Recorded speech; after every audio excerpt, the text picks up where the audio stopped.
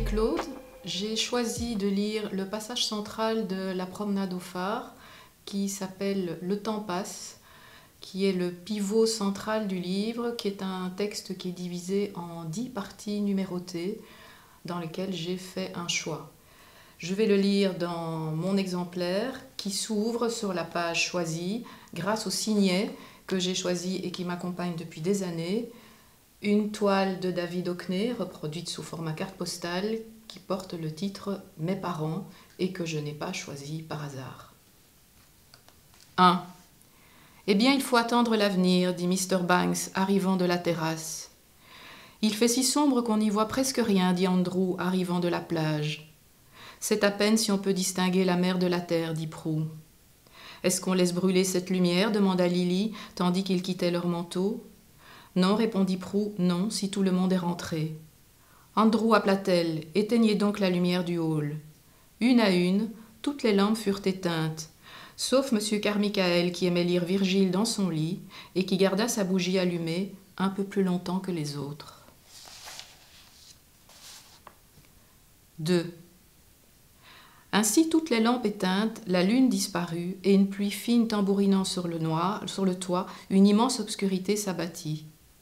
Rien, semblait-il, ne pouvait survivre à cette profusion, cette inondation de ténèbres qui s'insinuait par les serrures et les crevasses, se glissait autour des stores, montait dans les chambres, avalait ici un pot à eau et une cuvette, là un vase garni de dahlias rouges et jaunes, ou encore la fine silhouette et la masse ferme d'une commode.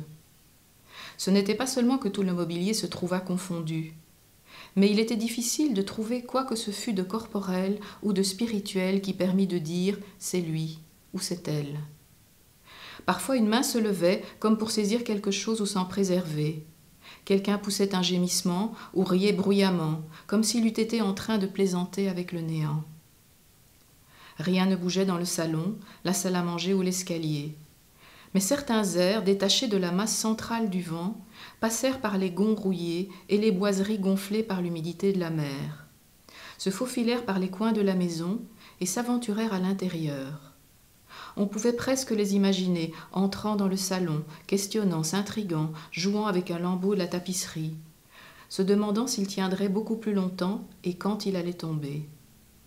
Puis, d'un frôlement léger, ils passèrent le long des murs, l'air méditatif, semblant demander aux roses rouges et jaunes de la tapisserie si elles allaient se flétrir, et interroger, doucement, car ils avaient du temps à leur disposition, les lettres déchirées de la corbeille à papier, les fleurs, les livres, tous ouverts pour eux, afin de savoir s'ils étaient des alliés, des ennemis, et combien de temps ils allaient demeurer là.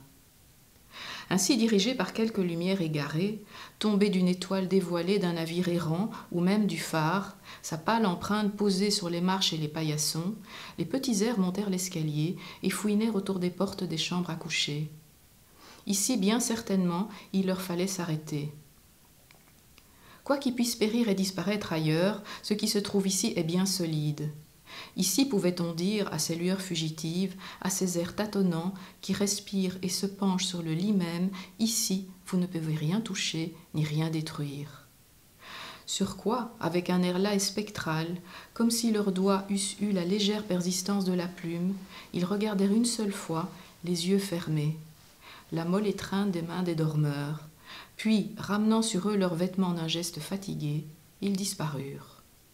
Ainsi, toujours furetants, toujours affairés, ils allèrent à la fenêtre de l'escalier, aux chambres des domestiques, au mal du grenier, puis descendant, ils blanchirent les pommes sur la table de la salle à manger, fouillèrent dans les pétales des roses, s'essayèrent sur le tableau posé sur un chevalet, brossèrent le paillasson et soufflèrent un peu de sable sur le plancher. À la fin, ils cessèrent tous ensemble, se réunirent, soupirèrent en chœur. En chœur aussi, produisirent une rafale au son lamentable, à laquelle une porte dans la cuisine répondit en s'ouvrant toute grande. Puis, sans avoir rien laissé entrer, cette porte se referma bruyamment. Ici, M. Carmichael, qui lisait Virgile, souffla sa bougie, il était minuit passé. 3. Mais après tout, qu'est-ce qu'une nuit? Un espace bien court, surtout lorsque l'obscurité s'atténue si vite, qu'on entend sitôt chanter un oiseau, croasser une corneille. où qu'on voit s'aviver faiblement au fond d'une vague un vert pâle semblable à celui d'une feuille naissante. La nuit cependant succède à la nuit. L'hiver en possède un paquet dans son magasin et les sort d'un mouvement égal et mesuré avec des doigts infatigables. Elles s'allongent, elles s'obscurcissent. Certaines d'entre elles suspendent là-haut de claires planètes, plaques étincelantes. Les arbres automnaux, tout ravagés qu'ils soient, connaissent l'éclat qui parcourt quelquefois les drapeaux en haillons dans l'obscurité fraîche des caveaux de cathédrale, où des lettres d'or sur des pages de marbre parlent de morts sur le champ de bataille et d'ossements blanchis et consumés bien loin, là-bas, sur les sables de l'Inde. Les arbres automnaux brillent dans le jeune clair de lune, le clair de lune des moissons qui donne sa plénitude heureuse à l'énergie du travailleur, étend sa douceur sur l'aspérité du chaume et apporte au rivage la caresse bleue de la vague.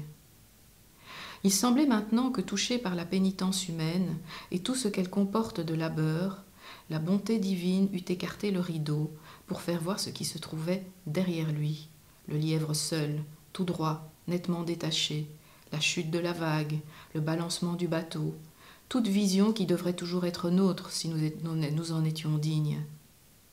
Mais hélas, la bonté divine tire le rideau d'un coup sec. Il ne lui plaît point de nous montrer ce spectacle.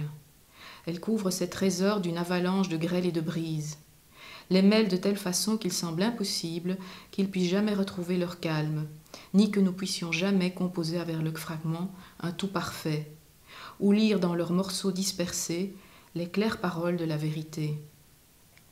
Car notre pénitence ne mérite qu'un aperçu, et notre labeur que du répit. Les nuits sont maintenant pleines de vent et de destruction, les arbres courbés font des plongeons, et leurs feuilles s'envolant dans toutes les directions jonchent la pelouse, s'amoncellent dans les ruisseaux, bouchent les gouttières et parsèment les sentiers humides. La mer aussi s'agite et se brise. Et si quelqu'un s'imaginant dans son sommeil qu'il peut trouver sur la plage une réponse à ses doutes, un compagnon pour partager sa solitude, repousse ses couvertures et s'en va tout seul se promener sur le sable, aucune apparition dont l'air évoque une serviable et divine promptitude n'arrivera aussitôt pour mettre la nuit en ordre et faire réfléchir par le monde toute l'amplitude de l'esprit. La main se rétrécit dans sa main, la voix mugit dans son oreille. Il semblerait presque qu'il est inutile dans une pareille confusion de poser à la nuit ces questions fondamentales auxquelles, pour répondre, le dormeur est tenté de s'arracher à son lit. Mr. Ramsay, trébuchon le long d'un couloir, étendit les bras, un matin obscur. Mais Mrs. Ramsay étant morte assez soudainement la veille au soir, ils restèrent vides.